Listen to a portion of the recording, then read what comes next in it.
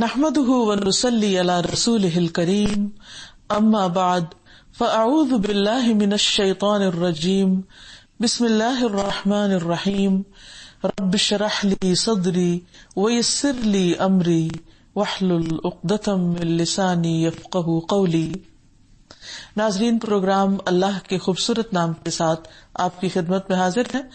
آج ہم انشاءاللہ اللہ سبحانہ وتعالی کے نام المجید پر بات کریں گے۔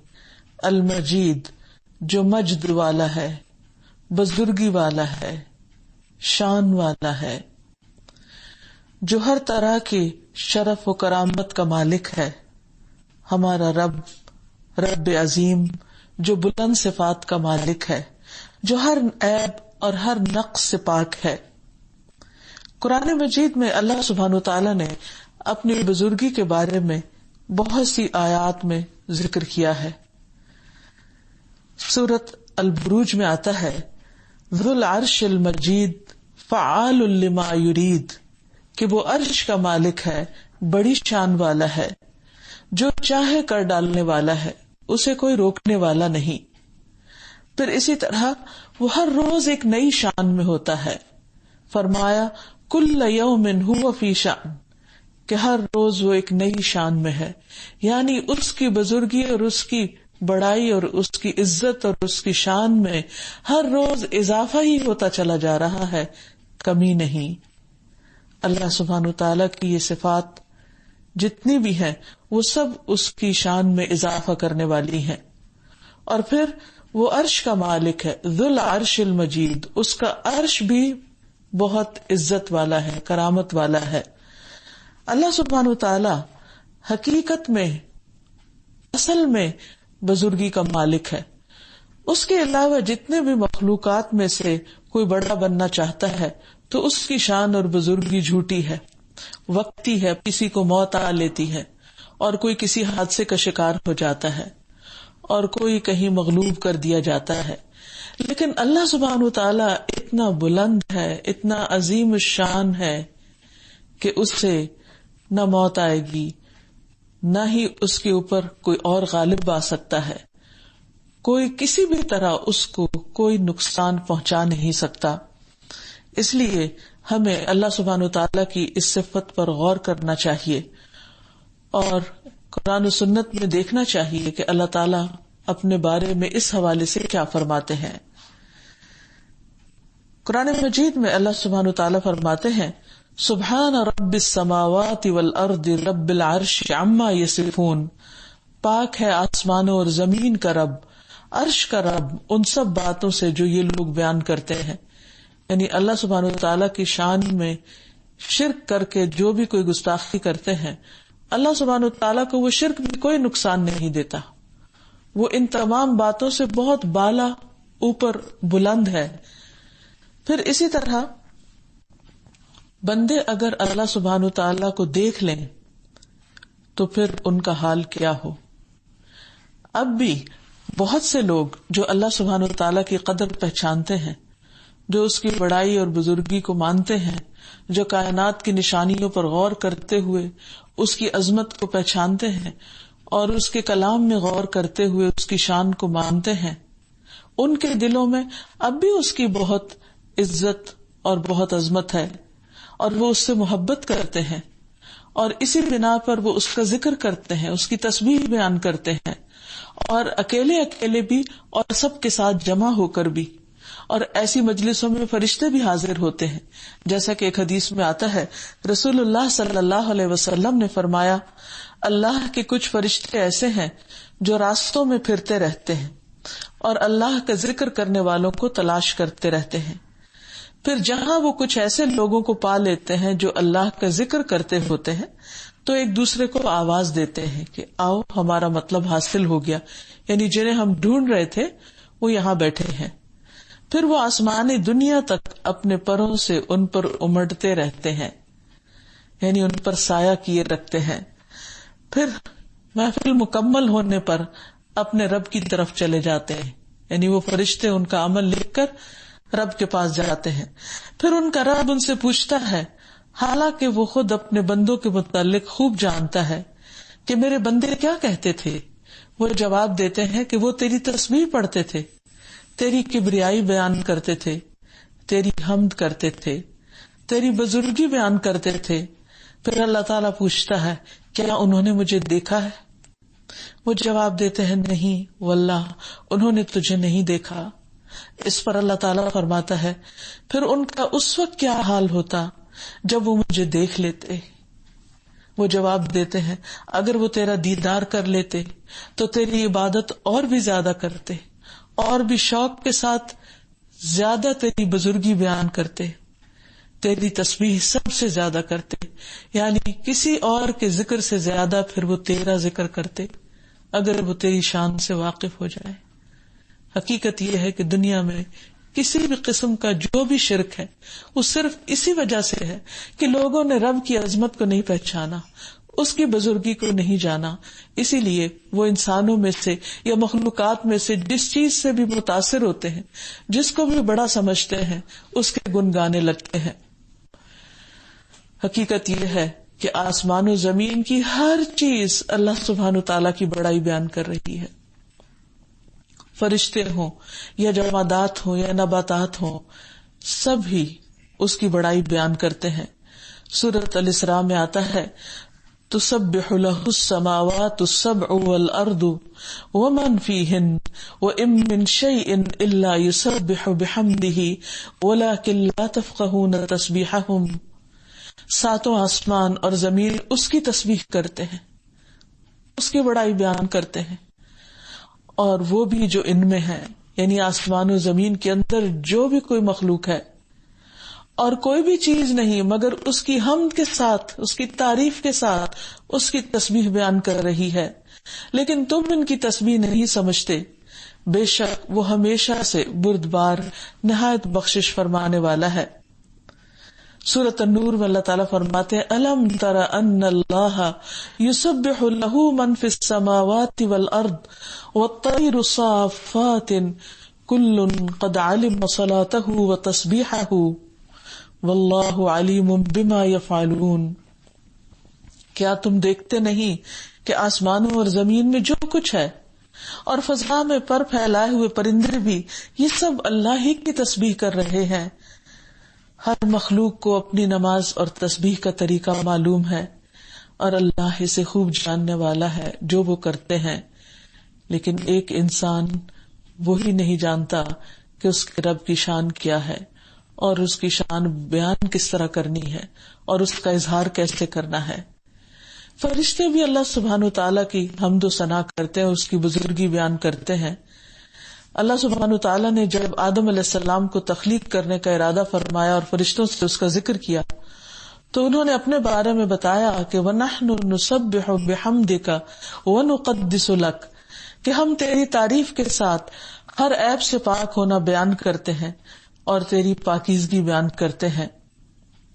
یہ فرشتے اپنے کاموں کے ساتھ ساتھ اللہ سبحانہ وتعالیٰ کی تسبیح بھی کرتے ہیں، اور خاص طور پر اس کام کے لیے انہوں نے اپنے آپ کو وقف بھی کر رکھا ہے، جیسا کہ رسول اللہ صلی اللہ علیہ وسلم نے فرمایا کیا جو کچھ میں سن رہا ہوں وہ تم سب سن رہے ہو؟ انہوں نے کہا کہ ہم تو کوئی چیز نہیں سن رہے۔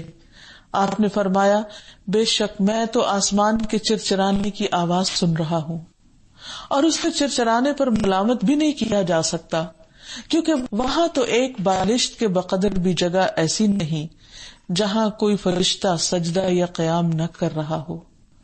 یعنی کس طرح فرشتے اللہ سبحانہ وتعالیٰ کی بزرگی کو سمجھتے ہیں، جانتے ہیں، اور کس شوق کے ساتھ اس کی تسبیح اور عبادت میں لگے ہوئے ہیں۔ حقیقت یہ ہے کہ اللہ کی ذات ہے ہی شان اور عظمت والی، اور وہ اپنی ذات کے اعتبار سے بھی بلند ہے اور اپنی صفات کے اعتبار سے بھی۔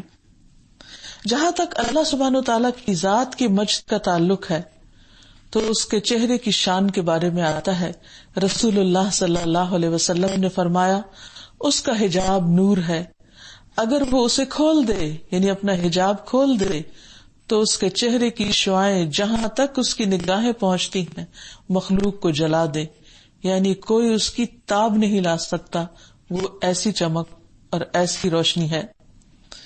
نبی صلی اللہ علیہ وسلم نے فرمایا کہ 2 باغ ہوں گے جن دونوں کے برتن اور جو کچھ بھی ان دونوں میں ہے وہ چاندی کا ہوگا، اور 2 باغ ہوں گے جن دونوں کے برتن اور جو کچھ بھی ان دونوں میں ہے وہ سونے کا ہوگا، اور لوگوں کے درمیان اور اس امر کے درمیان کہ وہ لوگ اپنے رب کو جنت عدن میں دیکھیں سوائے کبریائی کی چادر کے کوئی چیز اس کے چہرے پر نہ ہوگی.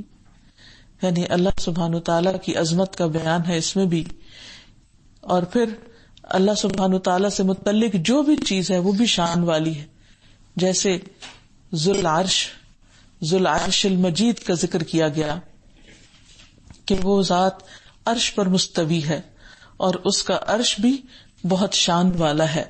اس کے عرش کی مقدار کو کوئی نہیں جانتا سوائے اس کے کہ وہ کتنا بڑا ہے، کیسی شان والا ہے. ہاں، ہمیں اتنا معلوم ہے کہ عرش تمام مخلوقات کی چھت ہے یا تمام مخلوقات سے اوپر ہے، بہت بلند ہے. آسمانوں کے بعد جنت کے 100 درجے ہیں اور ہر درجے کا درمیانی فاصلہ 100 سال کا ہے. اور پھر جنت الفردوس اس کا اعلیٰ ترین درجہ ہے جس سے جنت کی 4 نہریں نکلتی ہیں اور اس کے اوپر عرش ہے.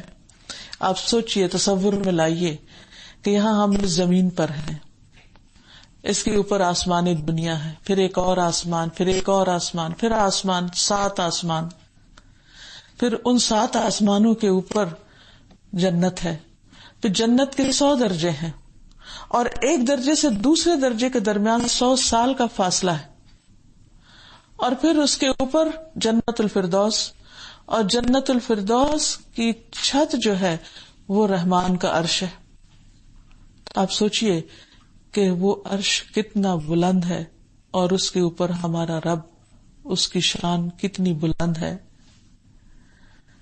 اور پھر 7ویں آسمان اور عرش کے درمیان 70,000 حجاب ہیں. مجاہد کہتے ہیں قرآن مجید کی آیت کے بارے میں وَقَرَّبْنَاهُ نَجِيًّا کہ 7ویں آسمان اور عرش کے درمیان 70,000 پردے ہیں.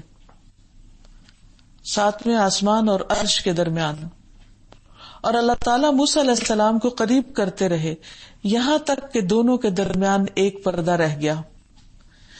جب اس جگہ کو دیکھا اور لوح محفوظ پر لکھنے والے فرشتوں کے قلموں کی آواز سنی تو کہا رب ارنی انظر الیک، اے رب مجھے دکھا کہ میں تجھے دیکھ سکوں. لیکن اللہ سبحانہ وتعالیٰ نے فرمایا کہ وَلَكِنْ انظر الی الجبل، تم تو مجھے دیکھ نہیں سکتے، پہاڑ کی طرف دیکھو. اگر وہ میری تجلی سے، دیکھنا تو دور کی بات، صرف تجلی سے ٹھہرا اپنی جگہ تو تم مجھے دیکھ پاؤ گے. اور پہاڑ ریزہ ریزہ ہو گیا اور موسیٰ علیہ السلام اس پہاڑ کو دیکھ کر بے ہوش ہو گئے. تو حقیقت یہ ہے کہ اللہ سبحانہ وتعالیٰ کی بلندی اور بلند شان کے بارے میں ہماری عقلیں کام نہیں کرتی کہ وہ کتنا بڑا اور کتنی بڑی شان والا ہے. پھر اسی طرح 7ویں آسمان پر بیت المعمور بھی ہے. رسول اللہ صلی اللہ علیہ وسلم نے فرمایا 7ویں آسمان پر بیت المعمور ہے، اور فرمایا کہ مجھے بیت المعمور دکھایا گیا.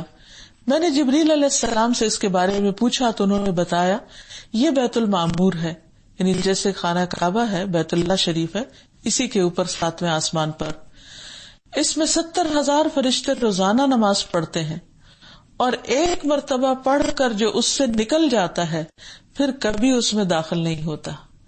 دنیا میں تو اللہ کا گھر اور مسجد الحرام، اس میں لوگ بار بار نمازوں کی سعادت حاصل کرتے ہیں، لیکن بیت المعمور میں فرشتوں کو صرف ایک بار نماز پڑھنے کا چانس ملتا ہے. یعنی اتنی کثرت سے ہے، فرشتوں کی تعداد اتنی زیادہ ہے کہ ان کی باری ہی نہیں آتی کہ وہ وہاں نماز ادا کر سکیں، محض ایک بار. اور پھر وہ فرشتے جو عرش اٹھائے ہوئے ہیں وہ بھی اتنے بڑے ہیں کہ ایک فرشتے کے کان کی لو سے لے کر کندھے تک کا فاصلہ 700 سال کے برابر ہے. پھر اسی طرح حاملین عرش فرشتے اللہ سبحانہ وتعالیٰ کی ہر وقت تسبیح بیان کرتے رہتے ہیں.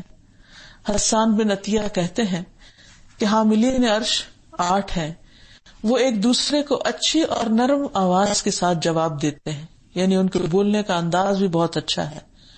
ان میں سے 4 کہتے ہیں سبحانک و بحمدک علی حلمک بعد علمک، اس بات پر کہ تو سب کچھ جاننے کے بعد بہت حلم اور بردباری سے کام لیتا ہے. اور 4 کہتے ہیں سبحانک و بحمدک علی عفوک بعد قدرتک، ہم تیری پاکی بیان کرتے ہیں تیری حمد کے بعد کہ تو قادر ہونے کے باوجود درگزر سے کام لیتا ہے، یعنی ان کی اپنی مخصوص تسبیح ہے. پھر عرش کے اوپر اللہ کے پاس ایک کتاب بھی ہے. رسول اللہ صلی اللہ علیہ وسلم نے فرمایا جب اللہ تعالیٰ مخلوق کو پیدا کر چکا تو اپنی کتاب لوح محفوظ میں جو اس کے پاس عرش پر موجود ہے اس پر اس نے لکھا کہ میری رحمت میرے غضب پر غالب ہے. یہ ہے شان ہمارے رب کی. اور پھر عرش کا سایہ بھی ہوگا، اس سائے تلے اللہ تعالیٰ اپنے محبوب بندوں کو جگہ دے گا. نبی صلی اللہ علیہ وسلم نے فرمایا بے شک اللہ تعالیٰ فرماتا ہے میری عزت کی خاطر ایک دوسرے سے محبت کرنے والے میرے عرش کے سائے میں ہوں گے، جبکہ اس دن میرے سائے کے علاوہ کوئی سایہ نہ ہوگا. پھر عرش کے سائے میں سونے کی قندیلیں بھی ہیں.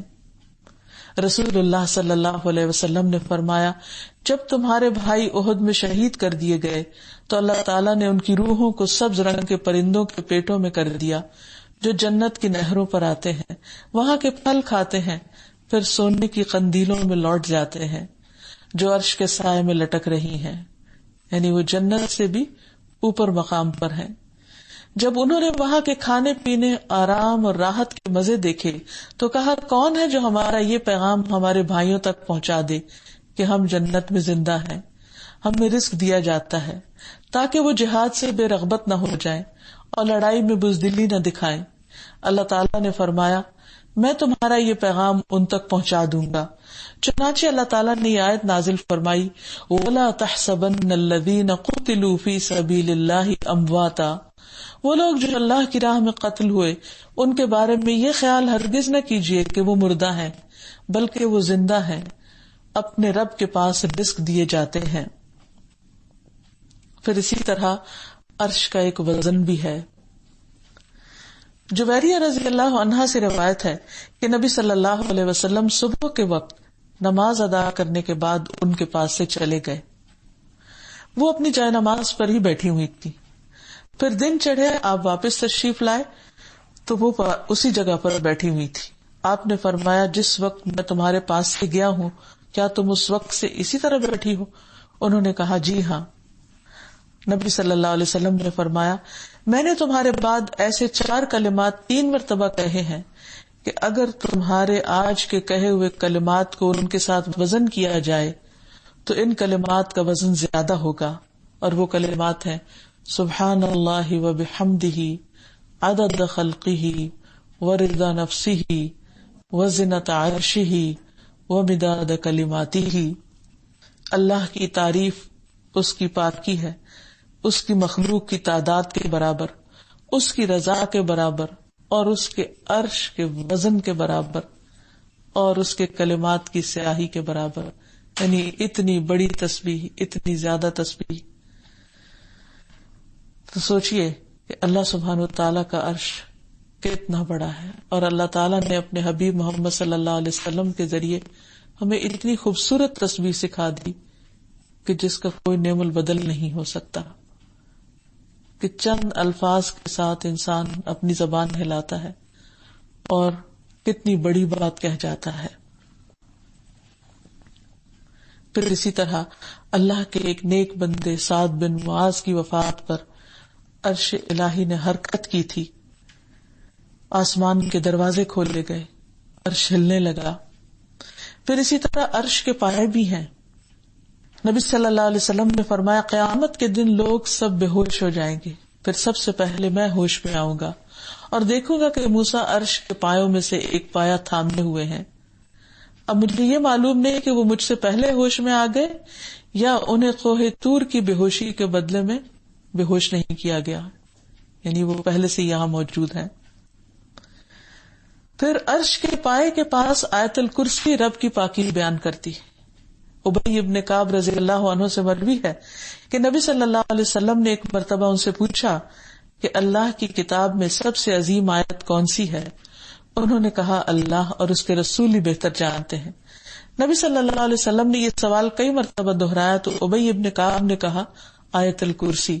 نبی صلی اللہ علیہ وسلم نے یہ سن کر فرمایا ابو المنذر تمہیں علم مبارک ہو.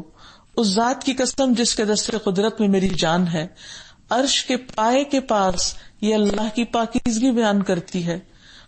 اس کی ایک زبان اور دو ہونٹ ہیں، یعنی اللہ کی بڑائی اور عظمت کا بیان ہے آیت الکرسی میں. پھر عرش کے ارد گرد تسبیحات کی گردش ہوتی ہے. کعب رضی اللہ عنہ کہتے ہیں کہ ایک اچھے کلام کی عرش کے آس پاس آواز ہے جیسے مکھیوں کی بھنبھناہٹ کی جو اپنے کہنے والے کا ذکر کرتا ہے. یعنی جو بندہ اللہ کی تسبیح بیان کرتا ہے تو وہ تسبیح عرش کے پاس اس بندے کا ذکر کرتی ہے. نعمان بن بشیر کہتے ہیں سبحان اللہ الحمد للہ اور لا الہ الا اللہ یہ عرش کے ارد گرد چکر لگاتے ہیں اور ان کی آواز شہد کی مکھیوں کی بھنبھناہٹ کی طرح نکلتی ہے. وہ تسبیحات پڑھنے والے کا ذکر کرتی ہیں. کیا تم میں سے کوئی یہ نہیں چاہتا کہ اس کے لیے ہمیشہ رحمان کے پاس وہ چیز ہو جس کے ساتھ اس کا ذکر کیا جائے، یعنی وہ عرش کے پاس تمہارا ذکر کرتی رہے. پھر اسی طرح عرش کے دائیں جانے والے فرشتے کی ایک پکار بھی ہے، اور وہ پکار کیا ہے؟ وہ فرشتہ کہتا ہے کہ اے اللہ خرچ کرنے والے کو اس کا بدلہ عطا فرما، اور اے اللہ روک لینے والے کا مال جلد ہلاک کر دے. پھر عرش کے نیچے ایک خزانہ بھی ہے. ابو ذر رضی اللہ عنہ سے مروی ہے کہ رسول اللہ صلی اللہ علیہ وسلم نے فرمایا سورۃ البقرہ کی آخری 2 آیتیں مجھے عرش کے نیچے ایک خزانے سے دی گئی ہیں جو مجھ سے پہلے کسی نبی کو نہیں دی گئی. آمن الرسول بما انزل الیہ من ربہ والمؤمنون سے آخر تک. پھر اسی طرح لا حول ولا قوت الا باللہ یہ بھی عرش کے نیچے خزانوں میں سے خزانے سے عنایت کیا گیا. پھر عرش کے نیچے سورج کا مقام بھی ہے جہاں وہ رب کے حضور سجدہ کرتا ہے اور دوبارہ نکلنے کی اجازت لیتا ہے. قیامت کے دن نبی صلی اللہ علیہ وسلم بھی عرش کے نیچے سجدے میں پڑھ کر اللہ سبحانہ وتعالی سے شفاعت کریں گے اور آپ کی شفاعت قبول کی جائے گی. پھر اسی طرح سور پھونکنے والا فرشتہ وہ عرش پر ہر وقت نظریں جمائے ہوئے ہے.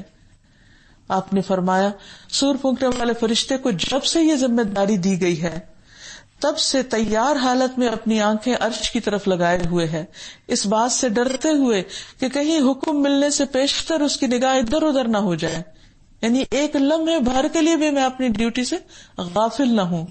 اس کی آنکھیں 2 روشن ستارے ہیں اور وہ مسلسل دیکھ رہا ہے عرش کی طرف کہ کب حکم ملتا ہے اور کب دنیا کو ختم کر دیا جائے.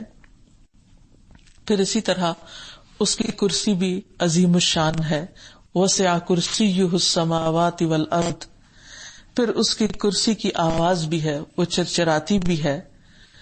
پھر کرسی کا سائز اتنا بڑا ہے کہ 7 آسمان اور زمینیں اس کے سامنے صحرا میں پڑی ہوئی ایک مندری کی طرح ہیں. پھر قیامت کے دن اللہ تعالیٰ کی کرسی رکھی جائے گی. اللہ تعالیٰ شان سے کرسی پر نزول فرمائے گا. جنت عدن میں بھی جہاں اللہ تعالیٰ سے لوگ ملاقات کریں گے، اس کا دیدار کریں گے، وہاں بھی اللہ سبحانہ وتعالیٰ کے لیے کرسی کو نصب کیا جائے گا. پھر اللہ سبحانہ وتعالیٰ کا کلام بھی بڑی شان والا ہے. قرآن مجید میں اللہ تعالیٰ نے اس کی قسم کھائی ہے، فرمایا قاف والقرآن المجید. قاف قسم ہے قرآن مجید کی، اس قرآن کی جو بڑی شان والا ہے، اور کلام بھی کس کا ہے؟ اللہ رب العزت کا. تو اللہ سبحانہ وتعالیٰ نے اس کی بزرگی اور اس کی شان و شوکت کی قسم کھائی کہ یہ کتاب بڑی بلند شان والی ہے اور یہ لوح محفوظ میں درج ہے. بل هو قرآن مجید فی لوح محفوظ. یہ قرآن مجید لوح محفوظ میں ہے، کوئی اس میں کچھ بھی تبدیلی نہیں کر سکتا، کوئی اس کی شان میں کمی نہیں کر سکتا. پھر اس کلام کی شان جو ہے ابن عباس کہتے ہیں کہ جب وحی نازل ہوتی ہے تو فرشتے ایسے آوازیں سنتے ہیں جیسے لوہے کی آواز ہو. پھر اسی طرح اللہ رب العزت کی بادشاہت زمین و آسمان پہ چھائی ہوئی ہے. ان اللہ یمسک السماوات والارض ان تزولا ولئن زالتا ان امسکہما من احد من بعدہ انہ کان حلیما غفورا. اللہ ہی یقیناً آسمان و زمین کو تھامے ہوئے، یعنی اس کا عرش ہو یا اس کے ساری کریشن سب اس کے قبضہ قدرت میں ہے کہ کہیں سرک نہ جائیں. اگر وہ سرک جائیں تو اس کے بعد کوئی بھی انہیں اپنی جگہ پر برقرار نہیں رکھ سکتا. بلا شبہ وہ بڑا بردبار اور معاف کرنے والا ہے. تو حقیقت یہ ہے کہ اللہ سبحانہ وتعالی عظیم الشان ہے. اس کی ذات، اس کا چہرہ مبارک، اس کا عرش، اس کا کلام، اس کی کرسی، ہر چیز عظیم الشان ہے. لیس کمثلہ شیء، اس جیسی کوئی چیز ہے ہی نہیں. اس لیے ہم سب کو بھی اس کی عظمت کو پہچاننا چاہیے. جب بندے کے دل میں اللہ سبحانہ وتعالیٰ کی شان اور عظمت کا احساس راسخ ہو جاتا ہے، پیوست ہو جاتا ہے، تو پھر اس کی زندگی کسی غافل انسان جیسی نہیں رہتی. ایسا بندہ جو اللہ کی عظمت کو پہچانتا ہو، اسے چاہیے کہ پھر وہ اللہ تعالیٰ کی تعظیم بھی کرے، اس کی حمد و ثنا بیان کرے، اس کی بزرگی بیان کرے، اللہ تعالیٰ کی تسبیح کثرت کے ساتھ کرے. وہ کلام جو اللہ تعالیٰ کو پسند ہے کثرت سے اس کا ذکر کرے. اور جیسے ہم نماز کے شروع میں ہی کہتے ہیں دعائے استفتاح میں، سبحانک اللہم و بحمدک و تبارک اسمک و تعالی جدک و تعالی جدک. تیری شان بہت بلند ہے. لیکن عموماً چونکہ ہم نماز کا مطلب نہیں جانتے، اس لیے بغیر سوچے سمجھے اس کو پڑھ جاتے ہیں، یہ کہہ جاتے ہیں.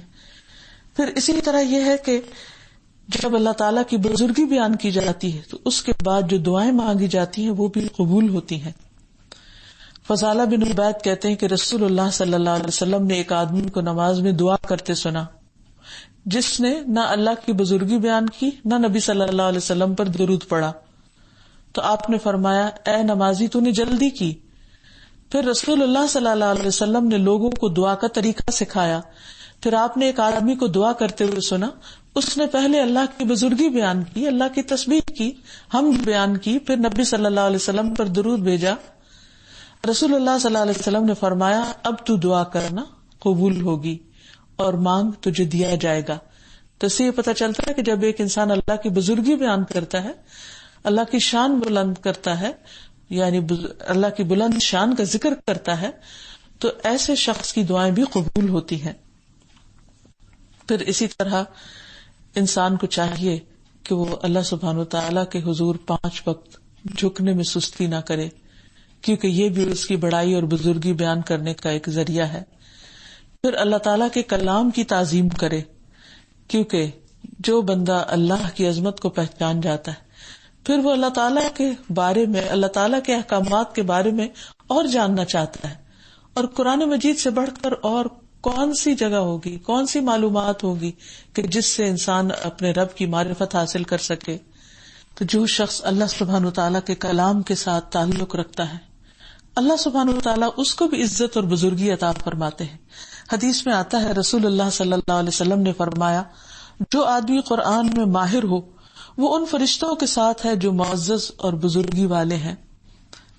اسی لیے جو لوگ قرآن سیکھیں اور سکھائیں انہیں بہترین لوگ قرار دیا گیا. خیرکم من تعلم القرآن وعلمہ. پھر اسی طرح جب انسان اللہ سبحانہ وتعالیٰ کی عظمت اور شان کو پہچانتا ہے تو پھر اس کا قرب بھی چاہتا ہے، پھر وہی بھی چاہتا ہے کہ آخرت میں بھی اللہ سبحانہ وتعالیٰ کے قریب ہو. اللہ کی ایک عظیم بندی جس کو دنیا میں اللہ کی خاطر بہت ستایا گیا، اس نے اپنے لیے جنت مانگی تو کیسی مانگی. حضرت آسیہ رضی اللہ تعالی عنہا وہ کہنے لگی، رب ابنی لی عندک بیتا فی الجنہ، اے میرے رب میرے لیے اپنے پاس جنت میں گھر بنا دے.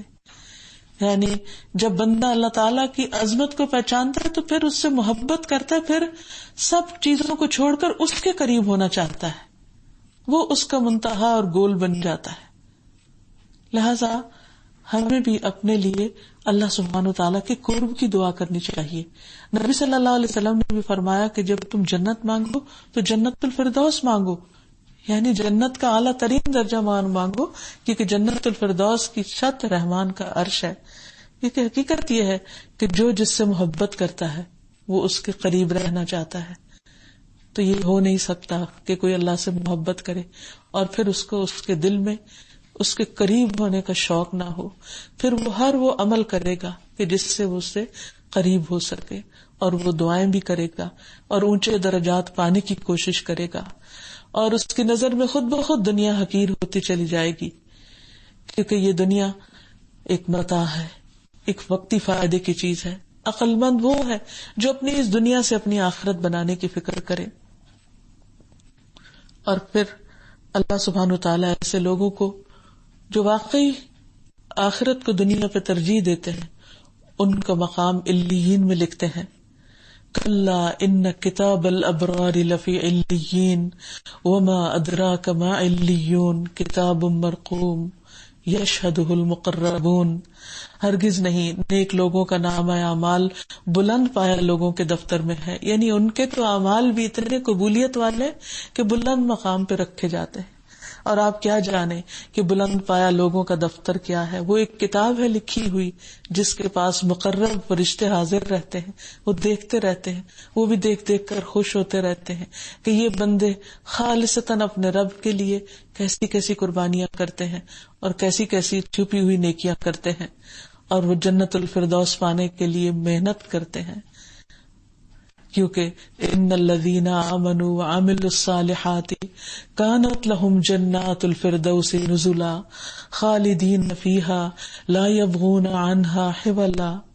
البتہ جو لوگ ایمان لائے اور نیک عمل کرتے رہے ان کی مہمانی فردوس کے باغات سے ہوگی جن میں وہ ہمیشہ رہیں گے، اور ان سے کہیں اور منتقل ہونا پسند نہ کریں گے، کیونکہ اس کے اوپر رحمان کا عرش ہے، وہ کہیں دور جانا کیوں پسند کریں.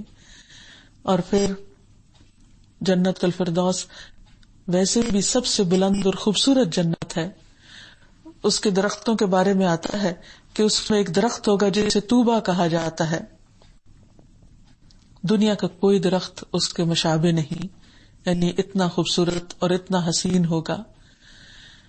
اور پھر انسان ایسے اعمال سے بھی بچنے کی کوشش کرتا ہے جو جنت سے محروم کرنے والے ہوں. انس بن مالک کہتے ہیں رسول اللہ صلی اللہ علیہ وسلم نے فرمایا، عادی شرابی، والدین کا نافرمان اور دے کے احسان جتانے والا مقدس اور پاک جگہ جنت الفردوس میں داخل نہ ہوں گے. یعنی جس سے جنت الفردوس کا شوق ہو اسے ان گناہوں سے دور رہنا چاہیے. اور پھر خوب اللہ تعالیٰ سے اس نام کے ساتھ دعائیں بھی کرنی چاہیے. اس میں سب سے بہترین تو درود شریف ہے جس میں ہم اللہ تعالیٰ کی صفت کا ذکر کرتے ہیں. اللہم صلی علی محمد وازواجہ وذریتہ کما صلیت علی ابراہیم وبارک علی محمد وازواجہ وذریتہ کما بارکت علی آل ابراہیم انک حمید مجید. پھر وہ درود شریف بھی جو ہم نماز میں پڑھتے ہیں. اور پھر نماز کی دعا استفتاح میں بھی اللہ تعالیٰ کی صفت کا ذکر کرتے ہیں. پھر سورۃ فاتحہ میں بھی اللہ تعالیٰ کی بزرگی کا ذکر آتا ہے. ابو ہریرہ سے روایت ہے نبی صلی اللہ علیہ وسلم نے فرمایا، جس نے نماز ادا کی اور اس میں ام القرآن نہ پڑھی یعنی سورۃ فاتحہ نہ پڑھی تو اس کی نماز ناقص ہے. آپ نے 3 مرتبہ یہی فرمایا کہ وہ ناتمام ہے. ابو ہریرہ سے کہا گیا کہ ہم بعض اوقات امام کے پیچھے ہوتے ہیں تو آپ نے فرمایا فاتحہ کو دل میں پڑھو، کیونکہ میں نے رسول اللہ صلی اللہ علیہ وسلم سے سنا آپ فرماتے تھے کہ اللہ تعالیٰ فرماتے ہیں نماز یعنی سورۃ فاتحہ میرے اور میرے بندے کے درمیان 2 حصوں میں تقسیم کر دی گئی ہے، اور میرے بندے کے لیے وہ ہے جو وہ مانگے. جب بندہ الحمدللہ رب العالمین کہتا ہے تو اللہ تعالیٰ فرماتے ہیں میرے بندے نے میری حمد بیان کی. جب وہ الرحمن الرحیم کہتا ہے تو اللہ تعالیٰ فرماتے ہیں میرے بندے نے میری تعریف کی. جب وہ مالک یوم الدین کہتا ہے تو اللہ تعالیٰ فرماتا ہے مجدنی عبدی، میرے بندے نے میری بزرگی بیان کی، تمجید بیان کی. اور ایک بار فرماتا ہے میرے بندے نے اپنے سب کام میرے سپرد کر دیے. اور جب وہ ایاک نعبد و ایاک نستعین کہتا ہے تو اللہ تعالیٰ فرماتا ہے کہ یہ میرے اور میرے بندے کے درمیان ہے، اور بندے کے لیے وہ ہے جو اس نے مانگا ہے. اور جب وہ اہدنا الصراط المستقیم صراط الذین انعمت علیہم غیر المغضوب علیہم ولا الضالین کہتا ہے تو اللہ تعالیٰ فرماتا ہے یہ میرے بندے کے لیے ہے اور میرے بندے کے لیے وہ ہے جو اس نے مانگا. یعنی اللہ تعالیٰ ایسے بندوں کو پھر ہدایت عطا کر دیتا ہے اور اپنے ہدایت یافتہ بندوں میں شامل کر لیتا ہے. پھر حقیقت یہ ہے کہ اللہ سبحانہ وتعالی ہے ہی بزرگی کے لائق، تو جن کے دلوں میں یہ احساس بیٹھ جائے پھر وہ اٹھتے بیٹھتے اللہ تعالیٰ کی بڑائی بیان کرتے ہیں. ابو سعید خدری کہتے ہیں کہ نبی صلی اللہ علیہ وسلم جب سمع اللہ لمن حمدہ کہتے تو اس کے بعد یہ دعا پڑھتے ربنا لک الحمد ملء السماوات والارض وملء ما شئت من شیء بعد اہل الثناء والمجد احق ما قال العبد وكلنا لك عبد اللهم لا مانع لما اعطيت ولا معطي لما منعت ولا ينفع ذا الجد منك الجد. اے ہمارے رب، تمام تعریفیں تیرے ہی لیے ہیں جن سے آسمان و زمین بھر جائیں، اور اس کے بعد آپ جو بھی چاہیں وہ بھی اس سے بھر جائے. آپ ہی تعریف اور بزرگی کے لائق ہیں. بندے جو کہتے ہیں تو ان کا سب سے زیادہ حقدار ہے، اور ہم سب آپ کے بندے ہیں. اے اللہ، جسے تو عطا کرنا چاہے اسے کوئی روک نہیں سکتا، اور جسے تو نہ دینا چاہے اسے کوئی کچھ نہیں دے سکتا. کسی مرتبے والے کی بزرگی آپ کے سامنے کوئی فائدہ نہیں دے سکتی. تو بہرحال جس بندے کے اندر اللہ تعالی کی بزرگی کا احساس ہوتا ہے پھر وہ حقیقی معنوں میں اللہ تعالیٰ کی عبادت کا شوق رکھتا ہے. اللہ رب العزت سے دعا ہے کہ وہ ہمیں اپنی عبادت کی محبت اور اپنے قرب کا شوق عطا کر دے. وآخر دعوانا ان الحمد للہ رب العالمین. سبحانک اللہم وبحمدک اشہد ان لا الہ الا انت استغفرک واتوب الیک.